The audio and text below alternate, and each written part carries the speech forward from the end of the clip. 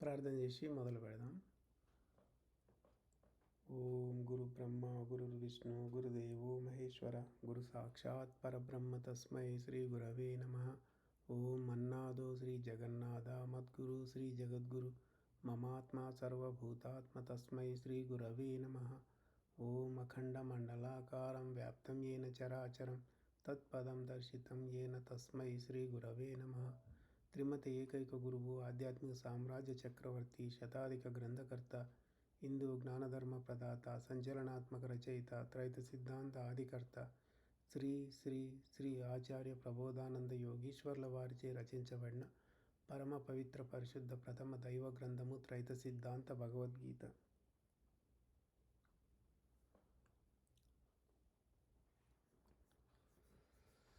అందరికీ జ్ఞానం చక్కగా అర్థం కావాలని ఆత్మను ప్రార్థిస్తూ మొదలు పెట్టుకుందాం.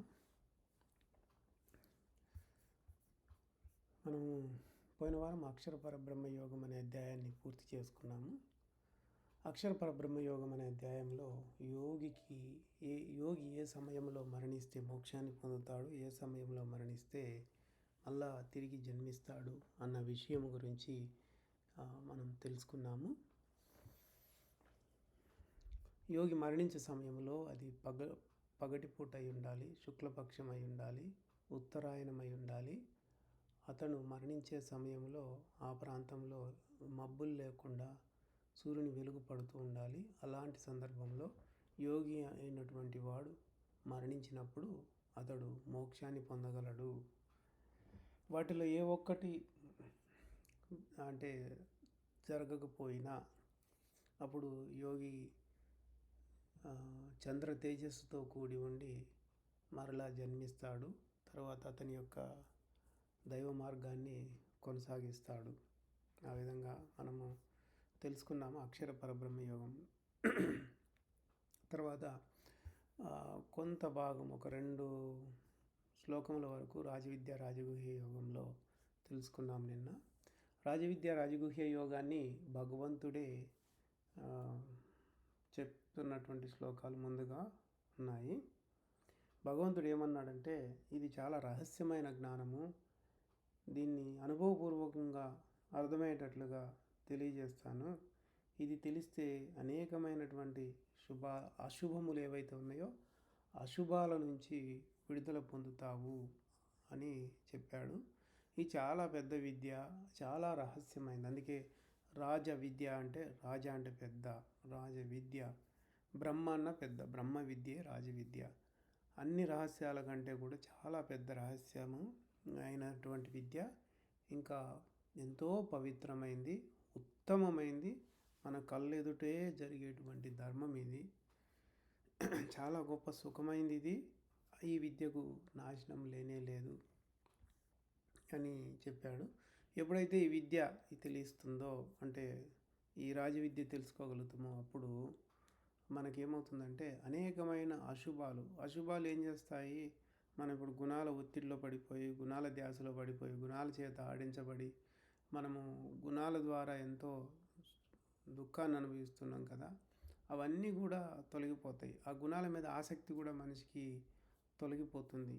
ఈ జ్ఞానం చాలా ప్రత్యక్షమైనటువంటిది, ఇది గొప్ప ధర్మము అని కూడా తెలియజేశారు.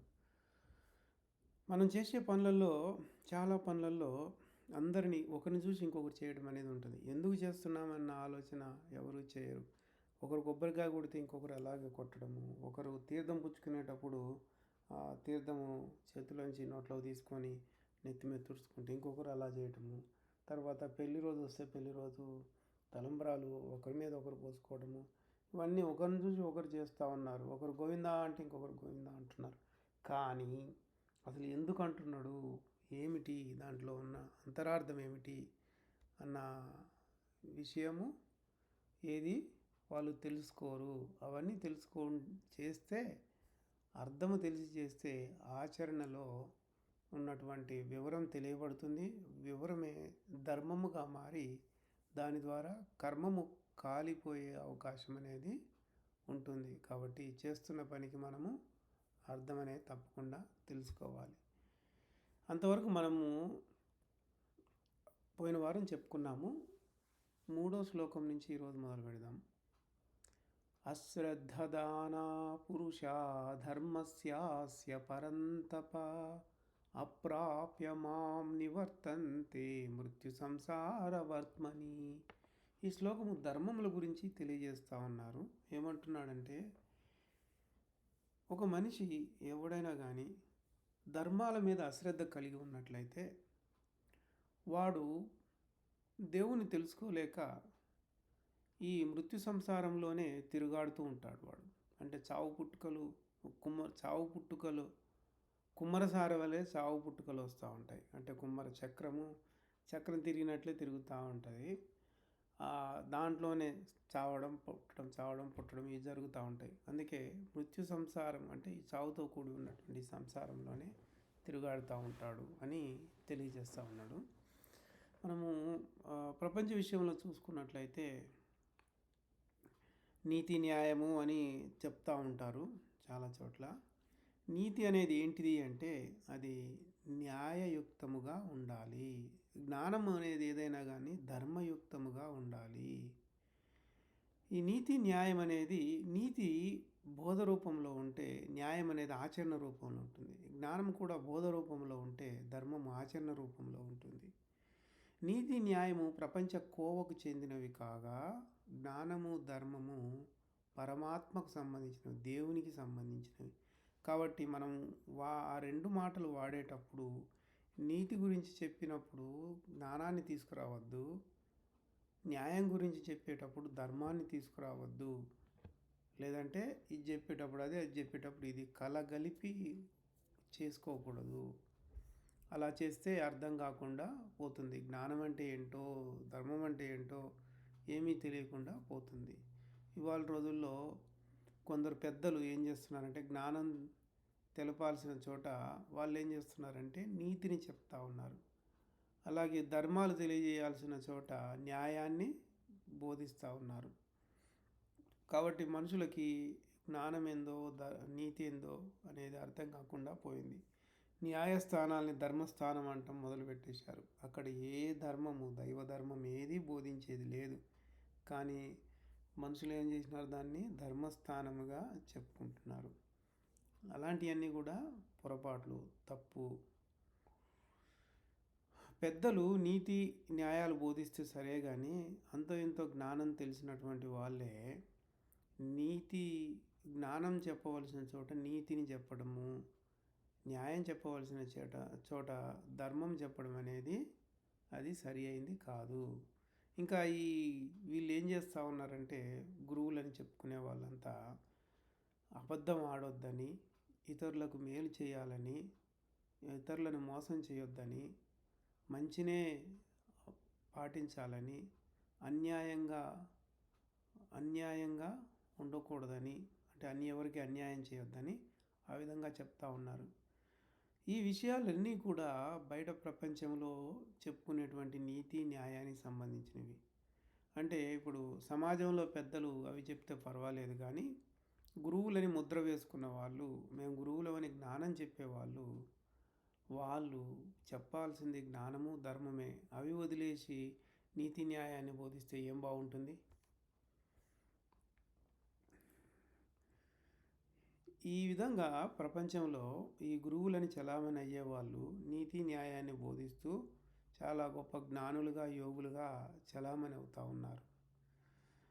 ఇలాంటి పరిస్థితిలో అసలైన జ్ఞానము ధర్మము తెలియబడినప్పటికీ గ్రహించలేని స్థితిలో ఉన్నారు. ఇప్పుడు మనకి త్రైత సిద్ధాంతం ద్వారా ఎంతో గొప్ప జ్ఞానము ధర్మం బయటకు వచ్చింది.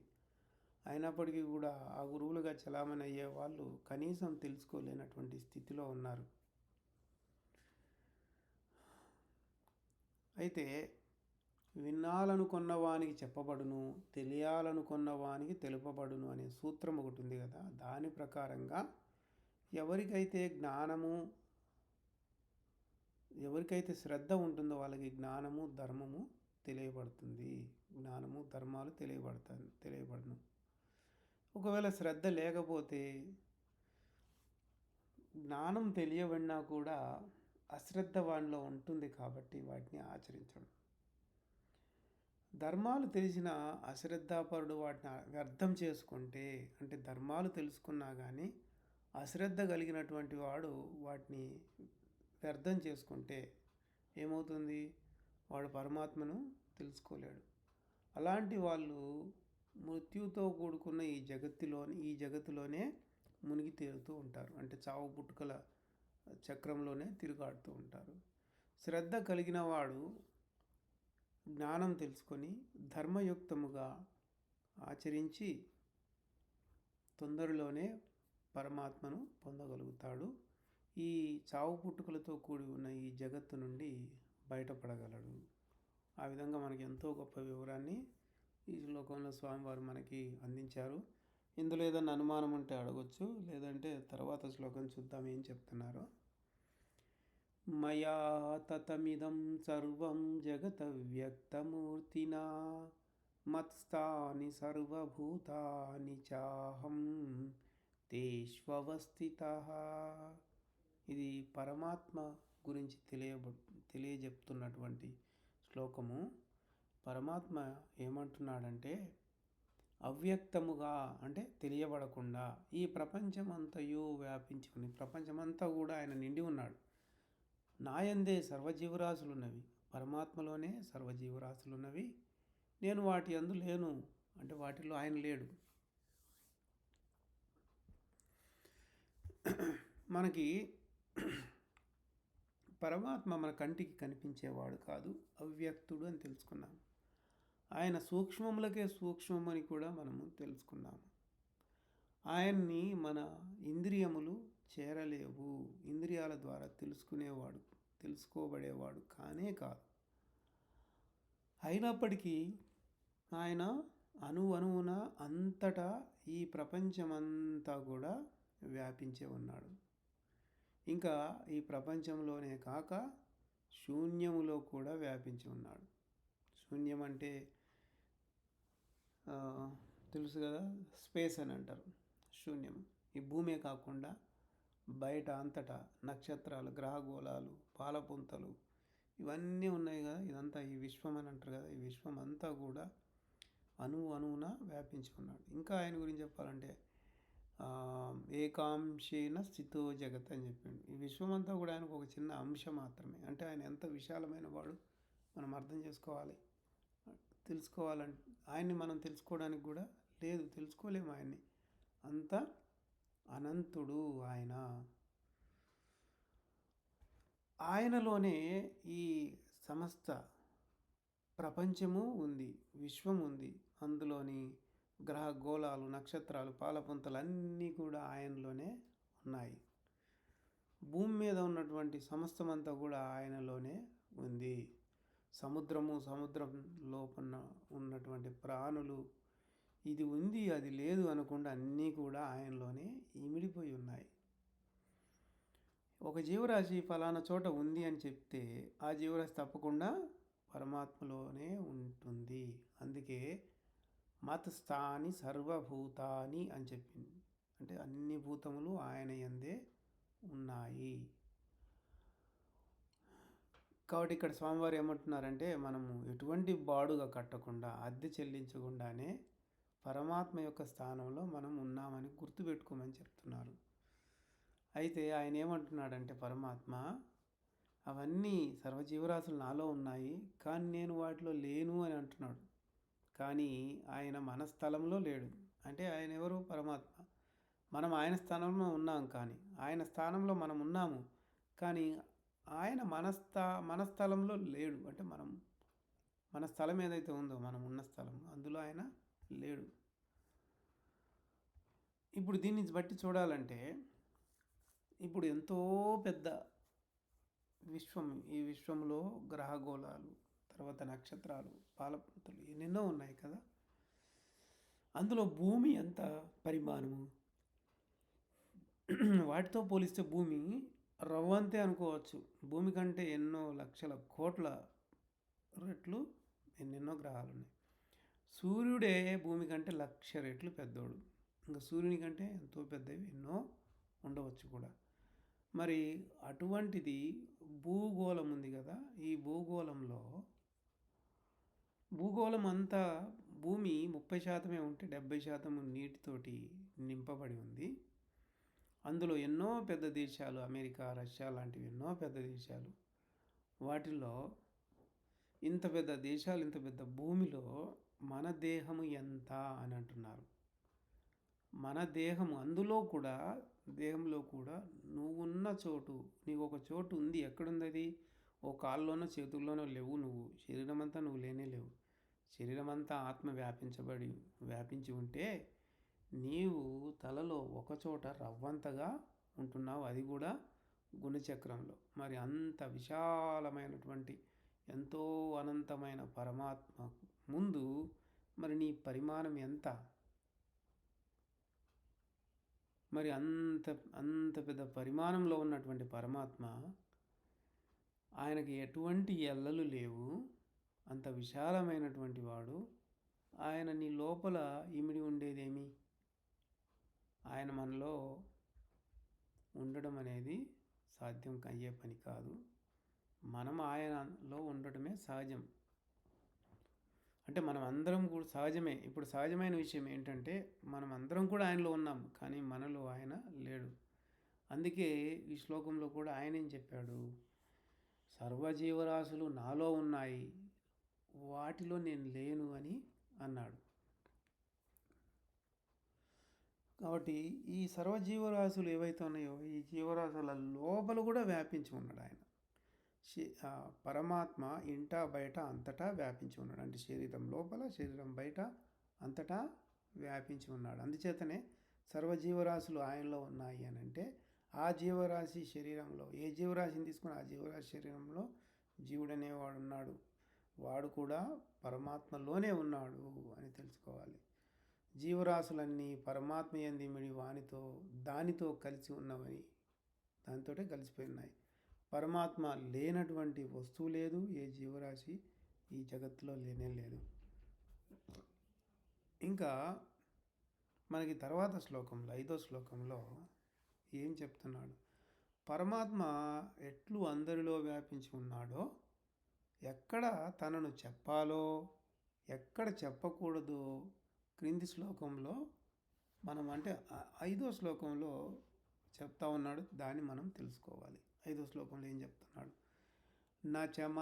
నచమత్స్థాని భూతాని పశ్యమే యోగమైశ్వరం భూతభృన్న చ ముహూతస్థో మమాత్మా భూతభావన.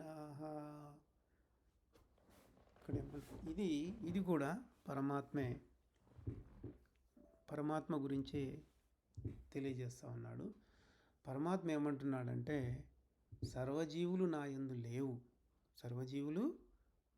లేవు, నేను ఈశ్వరునిగా అంటే అధిపతిగా ఎట్లు కలిసి ఉన్నది చూడమంటున్నాడు. ఈశ్వరునిగా ఎలా కలిసి ఉన్నది చూడమంటున్నాడు. జీవులు ధరించు శరీరంలోని ఆత్మగాను భూతములుగా భావింపబడు జీవాత్మలుగాను నేను లేను అంటున్నాడు. అంటే జీవులు ధరించే శరీరంలోని ఆత్మగా, అంటే ఆత్మ శరీరం అంతా వ్యాపించి ఉంటుంది, అది కాదు అని అంటున్నాడు. ఇంకా జీవరాశి లోపల భూతముగా చెప్పబడే జీవాత్మ ఉంటుంది కదా, ఆ జీవాత్మగా కూడా నేను లేను అంటున్నాడు. పైన శ్లోకంలో మనకి ఏం చెప్పాడంటే సర్వజీవరాశులు నాలో ఉన్నాయి, నేను దాంట్లో లేనని చెప్పిండు. ఇక్కడ ఏమంటున్నాడంటే సర్వజీవరాశులు నా యందు లేవు, నేను ఈశ్వరునిగా ఎలా కలిసి ఉన్నానో చూడు అని అంటున్నాడు. ఇక్కడ కొంచెం ఏమంటున్నాడంటే మనకి స్వామివారు ఏం తెలియజేస్తున్నారంటే వివరము, అలిగినవాడు అడ్డం తిరిగినట్లు ముందు శ్లోకంలో అన్ని జీవరాశులు నా యందు ఉన్నవి అన్న పరమాత్మ ఒక్క శ్లోకంలోనే, అంటే ఈ ప్రక్క శ్లోకంలోనే తర్వాత, అంటే ఈ 5వ శ్లోకంలో ఏ జీవరాశి నా యందు లేవు అన్నాడు. ఆయన ఏమంటున్నాడు? సర్వజీవులు నా యందు లేవని మొదట్లోనే చెప్పిండు. నచమస్తాని భూతాని అన్నాడు. అదే 4వ శ్లోకంలో సర్వజీవరాశులు నా యందు ఉన్నాయన్నాడు. ఇక్కడ సర్వజీవులు నా యందు లేవు అన్నాడు. అంటే 4వ శ్లోకానికి 5వ శ్లోకానికి ఒకదానికొకటి వ్యతిరేకంగా చెప్పినట్లుగా అనిపిస్తుంది. అయితే మనము బాగా అర్థం చేసుకోవాల్సింది ఇక్కడ ఏంటంటే దేవుడు ఇంత తొందరగా ప్లేట్ ఫిరాయించాడని అనుకుంటారు, కానీ మనం అర్థం చేసుకోవడంలో లోపం ఉంటుంది. కానీ దేవుడు చెప్పిన దాంట్లో ఏ తప్పు ఉండదు. అయితే ఎందుకు ఇలా చెప్పాడు అంటే ఆయన అర్థం చేసుకోవడానికే ఇలా చెప్పాల్సి వచ్చింది. ఆయన అన్ని రకాలుగా అర్థం చేసుకోవడం కోసము. అంటే మనకి మనము ఆయన అర్థం చేసుకోవడానికి ఇప్పుడు ఒక విధానం చెప్పిండు 4 దాంట్లో, రెండో దాంట్లో ఇంకొక విధానం చెప్పిండు. ఈ 2 విధానాలను బట్టి ఆయన్ని అర్థం చేసుకోవచ్చు అన్నట్టు. అలా కాకపోతే ఏమవుతుందంటే ఉదాహరణ చెప్పుకుంటే, ఇప్పుడు కొందరు బోధకులు ఏం చేస్తూ ఉంటారంటే భగవంతుడు దేవుడు అనే 2 మాటల్ని ఒక చోట వాడాల్సింది ఒక చోట వాడుతూ ఉంటారు. అంటే భగవంతుడు అని చెప్పాల్సిన చోట దేవుడు అని చెప్తారు, దేవుడు అని చెప్పాల్సిన చోట భగవంతుడు అని చెప్తారు. భగవంతుడు పరమాత్మ ఇద్దరు ఒకరే అయినప్పటికీ కూడా తెలుసుకోవాల్సింది ఏంటంటే భగవంతుడు సాకారుడు, అంటే ఆయనకు ఒక ఆకారం ఉంది. పరమాత్మకు ఆకారం లేదు, ఎల్లలు లేనటువంటి వాడు పరమాత్మ. ఆయన ఇలా ఉంటాడని చెప్పడానికి లేదు. ఆయన అంశే భగవంతుడు. అప్పుడు భగవంతుడు మానవునిగా వస్తాడు. మనిషికి ఒక ఆకారం ఉంది, కొన్ని పరిమితులు ఉంటాయి. మనిషిలాగానే చూస్తాడు, మనిషిలాగానే అన్ని పనులు చేస్తాడు. కానీ పరమాత్మ అంతటా వ్యాపించి ఉండి అన్నిటినీ చూస్తూ ఉంటాడు. కానీ భగవంతుడు అలా చేస్తాడా? చేయడు. భగవంతుడు మామూలు మనిషి వలె ఉంటాడు. కాబట్టి ఆయన ఉండేది ఒక చోటే ఉంటాడు, ఒకే చూపు కలిగి ఉంటాడు. ఆయన అంతటా చూస్తూ ఉంటాడు. పరమాత్మ మాత్రం అంతటా చూస్తూ ఉంటాడు. కాబట్టి బోధకులు భగవంతుడు సర్వవ్యాపి అంతటా చూస్తున్నాడు అని అంటే అది తప్పు అవుతుంది. అందుకే వాళ్ళకి భగవంతునికి పరమాత్మకు తేడా తెలియనందువలన పరమాత్మను గురించి చెప్పవలసిన చోట భగవంతుని గురించి చెప్తూ ఉన్నారు. భగవంతుని గురించి చెప్పవలసిన చోట పరమాత్మ గురించి చెప్తూ ఉంటారు. అయితే అంతో ఇంతో జ్ఞానము తెలిసింది, అంతో ఇంతో జ్ఞానము తెలుసు అని అనుకున్నటువంటి స్వామీజీ ఈ విషయం దగ్గరికి వచ్చేసరికి ఆయనకి తెలియకుండా పోయింది. కాబట్టి ఆయనకి సూక్ష్మమైన వివరం తెలియదు అని మనము చెప్పుకోవచ్చు. అయితే ముందే స్వామీజీకి అంతా జ్ఞానం తెలుసు అన్న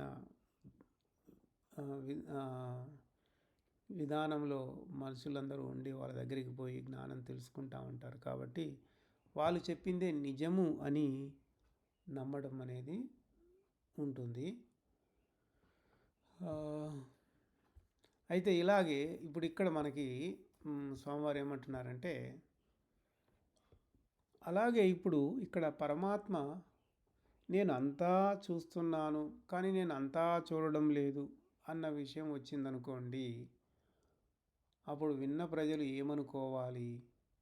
వారు ఎటుగాని స్థితిలో ఉండిపోతారు. అంటే సందిగ్ధావస్థలో పడిపోయి అనుమానం తీరక ఈ జ్ఞానమే వద్దనుకుంటారు. అదేంటి, పైన అన్ని జీవరాశులు నాలో ఉన్నాయి, ఇక్కడికి వచ్చేసరికి ఏంది నాలో ఏ జీవరాశులు లేవని చెప్తున్నాడు.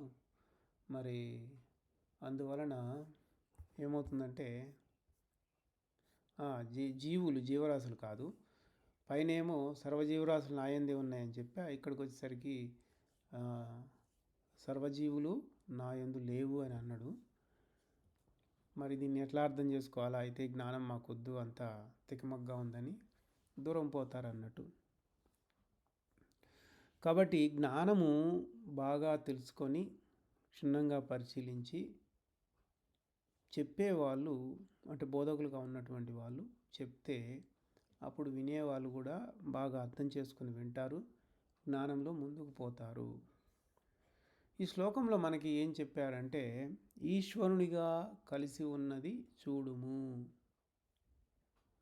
అంటే నాయందు జీవులు నాయందు లేవు అని అన్నాడు కదా. అయితే శ్లోకంలో ఏమన్నాడంటే ఈశ్వరునిగా కలిసి ఉన్నది చూడుము.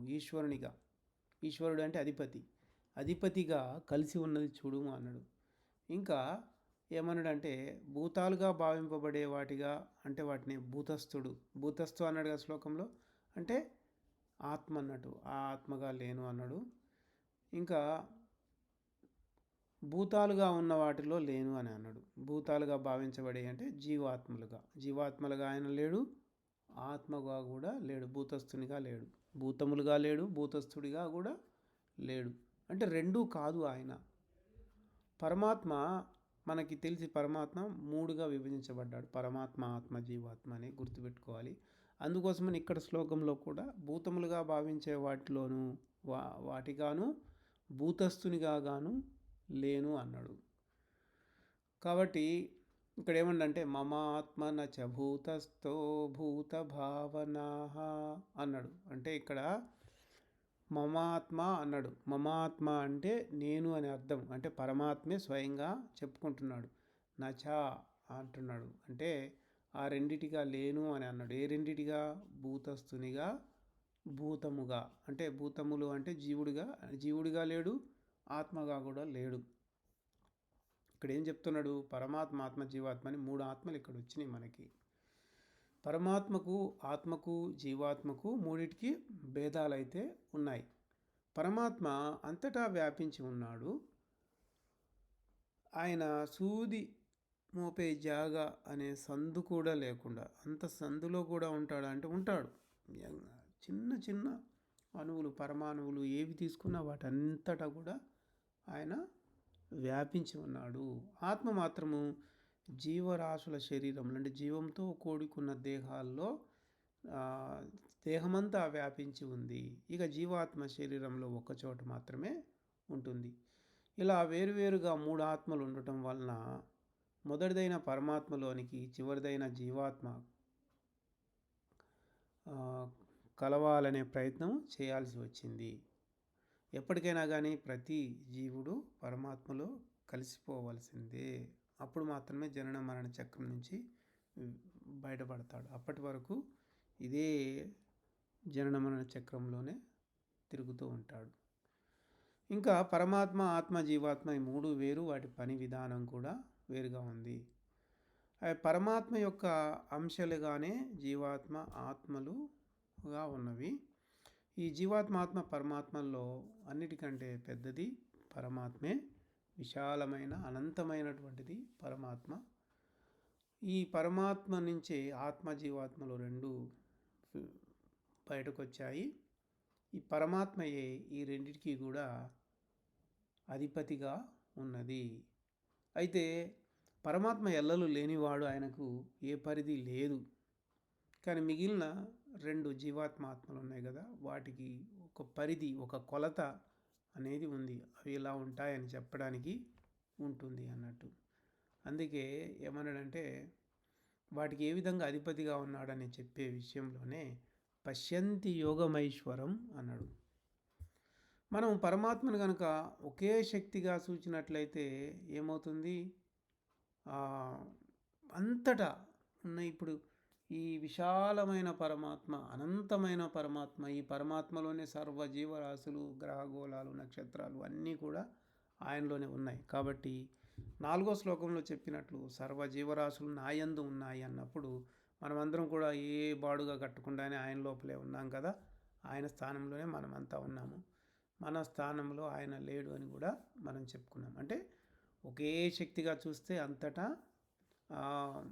మొత్తం అంతా కూడా ఆయన లోపలే అంతా ఉంది. ఎప్పుడైతే ఆయన్ని మూడుగా విభజించి చూస్తామంటే పరమాత్మ వేరు, ఆత్మ వేరు, జీవాత్మ వేరని ఎప్పుడైతే విడదీసి చూస్తామో అప్పుడు ఏమవుతుందంటే ఆత్మయందు సర్వజీవరాశులు. ఎందుకంటే జీవరాశి శరీరం మొత్తం అంతా కూడా ఆత్మే వ్యాపించి ఉంది. కాబట్టి ఆత్మలోని జీవరాశులు అన్నీ కూడా ఉన్నట్లుగా అవుతుంది అన్నట్టు. ఆ ఆత్మ శరీరమంతా వ్యాపించి చైతన్య శక్తిగా ఉండి శరీరాన్ని కదిలిస్తూ పనులు కూడా చేపిస్తూ ఉంటుంది.